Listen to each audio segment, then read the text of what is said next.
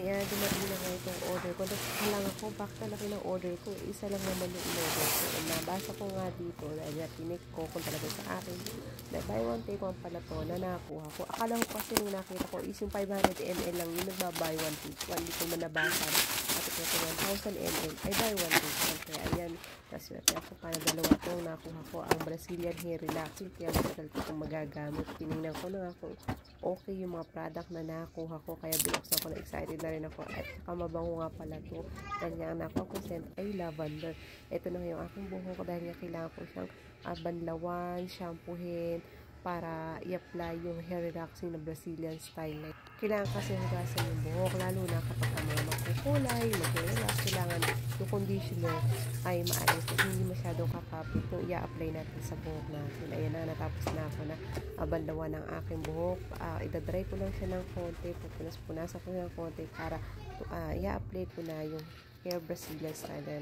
And ito nga, excited ako na i-apply itong hair relaxing na to kasi nga talaga napapanood ko sa iba na pagkatapos silang gamitin to is talaga na i-straight yung hair niya dahil nga ako is magawa niya na yung aking buhok na nung nagpa-ayos ako ng buhok magawa niya na siya Brazilian style din siya pero ito itatry ko kung talaga magiging straight at saka smooth yung aking hair. Siyempre para ma-recommend ko din sa iba na talagang magandang gamitin yung product mo dahil na-try ko na ganyan naman kapag magre-recommend ka ng product sa iba para sigurado ka na talagang maganda yung product na i-recommend mo, itatry mo muna and then siyempre ayan na nga dahil nga itong Brazilian style na to ay hindi siya masakit sa kamay and hindi siya masakit sa anit kagaya ng iba or na i-experience natin sa salon na minsan masakit sa anit, diba? Ganyan kaya agad kailangan banlawan itong Brazilian style na to kahit kamay-kamayin ko, wala akong gloves na ginamit, hindi siya masakit sa kamay, hindi siya masakit sa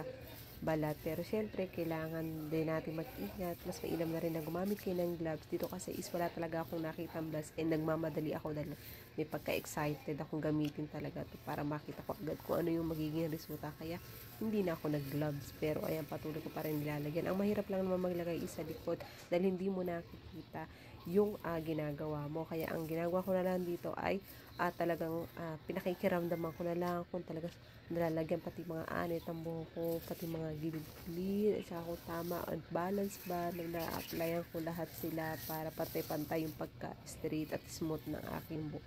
And then syempre lagay-lagay lang ako ng konti hanggang sa matapos. Medyo matagal nga ditong gawin syempre dahil nga kailangan layer yung paglalagay natin, hindi naman pwede na parang agad para isang shampoohan lang yung gagawin natin. Syempre kailangan tsagain talaga natin dahil nga nag-DIY lang tayo ng paglalagay at pag-a-apply na tong hair relaxing and para maganda rin yung maging resulta pagkatapos natin gamitin ito. Malatapos na nga pero ayan nakita ko na marami pala akong nalalagas na buhok. May talaga maglagos ngayon yung buhok ko, napapansin ko pero ayan kahit na ganun pa man ay pinapatuloy pa rin yung paglalagay ng hair relaxing Brazilian style na to para matapos ko na at para makuberan ko na rin yung aking and syempre hindi ko naman nakuha yung pang cover ko sa buhok dahil ko matanda ako sa nakalagay kaya mag-DIY lang naman ako pero kahit kailangan pa rin 20 minutes pa rin natin na ibabad po natin yung Brazilian style na yun, yung hair relaxing para mas smooth ang kalalabasan ng aking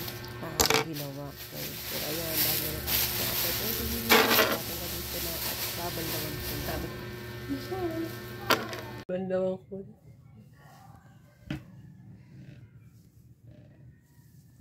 ito siya. Yan, medyo mabango. Bango. Try ko ngayon na i-dry. Natin kung talaga effective yung pagka-Brazilian niya.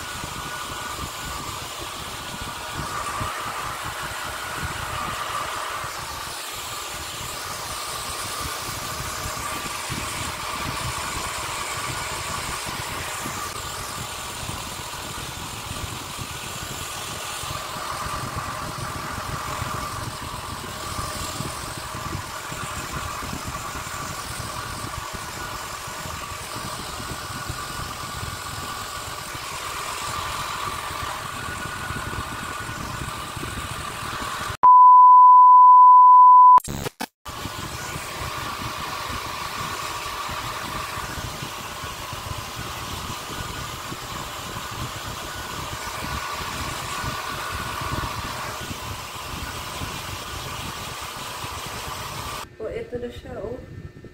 Nag-dry na, oh. Wow. Wow, ang ganda, oh. Wala itong plancha. Binlower ko lang. Oh. Yan, oh. Ayan yung pagka-ano niya, oh. Ito, oh. Sa kabila, oh. Oh, straight siya. Straight ulit yung head ko, oh. Oh, wow.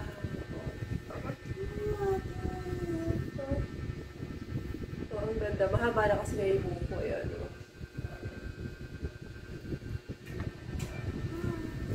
Oh. Oh. Oh, oh, oh. Ganda, oh.